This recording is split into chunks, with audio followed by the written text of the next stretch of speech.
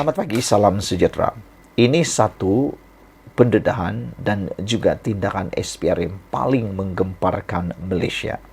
Apabila disahkan dua lagi pegawai immigration di Pahang ditahan oleh SPRM kerana terlibat dengan rasuah. Saudara-saudara sekalian, Suruhanjaya Pencegahan Rasuah SPRM menahan dua lagi pegawai Jabatan Immigration Malaysia Pahang kerana disyaki meminta dan menerima rasuah. Seperti yang saya sudah katakan sebelum ini, saya kadang-kadang hairan kenapa penguatkuasa-penguatkuasa ada yang terlibat dalam pendakwaan berkaitan rasuah, terutamanya pihak-pihak penguatkuasaan. Adakah gaji tak cukup ataupun kerana mahu hidup lebih mewah? Dalam laporan ini, kedua-dua suspek dipercayai menerima suapan itu daripada pemilik pusat-pusat urut di sebuah daerah di Pahang bagi mempercepatkan proses pembaharuan permit kerja untuk pekerja warga asing. Difahamkan, immigration terbabit berusia 41 tahun dan 49 tahun ditahan ketika hadir di Ibu Pejabat SPRM Pahang di sini petang tadi. Pengarah SPRM Pahang, Hairuzam Muhammad Amin alias Hamim, ketika dihubungi mengesahkan tangkapan itu.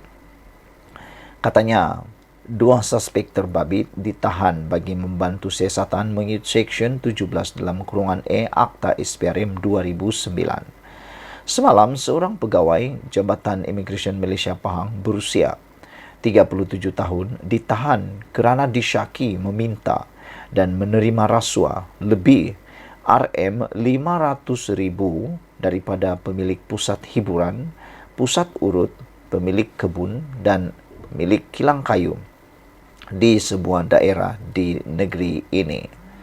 Kegiatan itu dipercayai dilakukan antara 2018 dan 2022. Suapan itu dikatakan sebagai imbuhan kerana melindungi pekerja asing tidak mempunyai permit kerja sah daripada dikenakan tindakan oleh JIM. Suspek terbabit disyaki meminta dan menerima rasuah secara bulanan antara RM300 dan RM3,000 dengan anggaran keseluruhan suapan diterima mencecah RM500,000. Saudara-saudara, saya kadang-kadang rasa kesian kepada orang-orang yang diminta rasuah ini. Pusat hiburan, pusat urut, pemilik kebun dan pemilik kilang kayu. Bagaimana mereka dapat menjalankan terus perniagaan mereka dengan aman kalau awal-awal lagi sudah terpaksa memberi rasuah? Bagaimanapun, saya pun terfikir juga, kenapa pusat hiburan, pusat urut, pemilik kebun dan pemilik kilang kayu ini sanggup pula memberikan rasuah?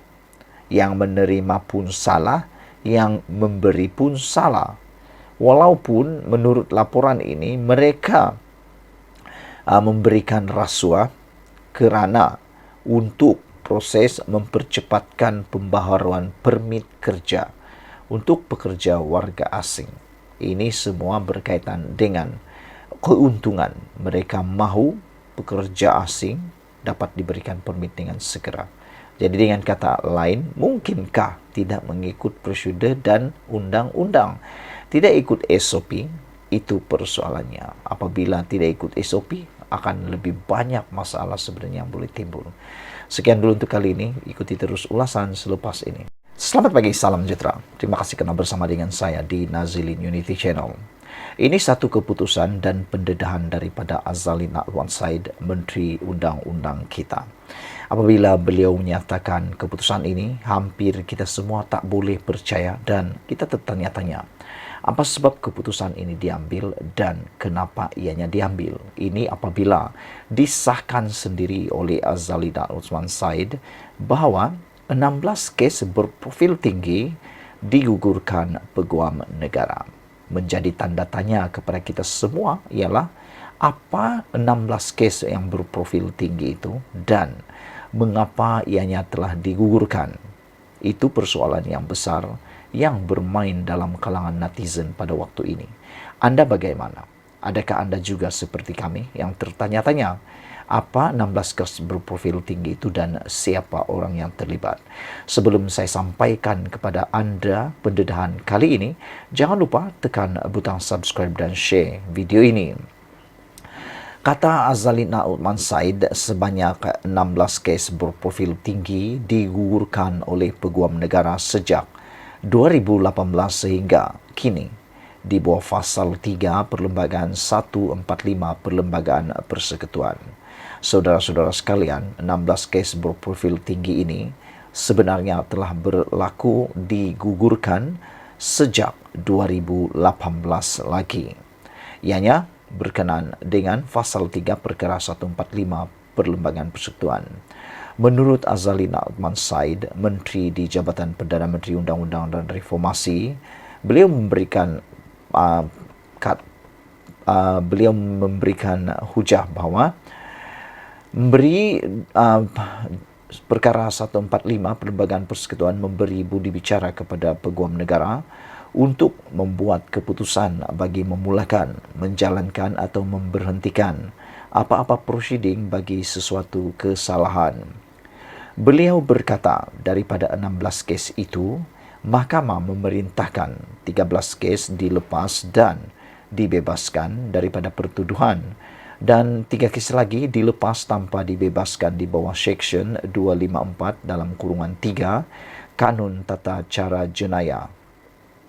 Jabatan Peguam Negara memutuskan untuk menggugurkan kes berprofil tinggi tersebut setelah menimbangkan antara lain perkembangan baharu sesuatu kes, representasi yang dikemukakan peguam bela tertuduh yang dilepas dan dibebaskan daripada pertuduhan dijadikan saksi pendakwaan atau tertuduh dikenakan kompaun, katanya dalam jawapan bertulis yang disiarkan di laman sesawang Parlimen semalam.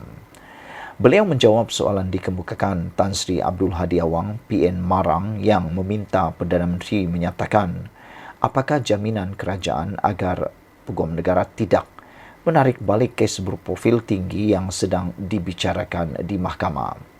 Azalina berkata Jabatan Peguam Negara menegaskan keputusan untuk mengenakan atau menggugurkan pertuduhan terhadap mana-mana orang adalah berdasarkan keterangan dan fakta hasil daripada penyiasatan. Beliau berkata keputusan dibuat adalah dengan adil, berdasarkan keterangan dalam kertas siasatan, berlandaskan teras integriti bagi memastikan mangsa, saksi tertuduh dan orang awam memperoleh keadilan yang sewajarnya selaras dengan bidang kuasa Peguam Negara yang diperuntukkan di bawah Fasal 3 Perkara 145 Perlembagaan Persekutuan.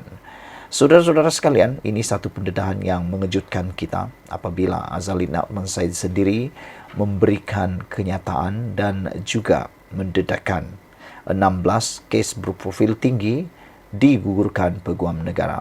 Yang menjadi persoalan kita ialah apa kes 16 yang digugurkan itu sejak 2018. Dan pastinya yang akan menjadi polemik dan juga spekulasi yang akan menular tidak lama lagi. Kita tunggu saja, pastinya akan menular dan kita akan tahu siapa yang akan terlibat itu.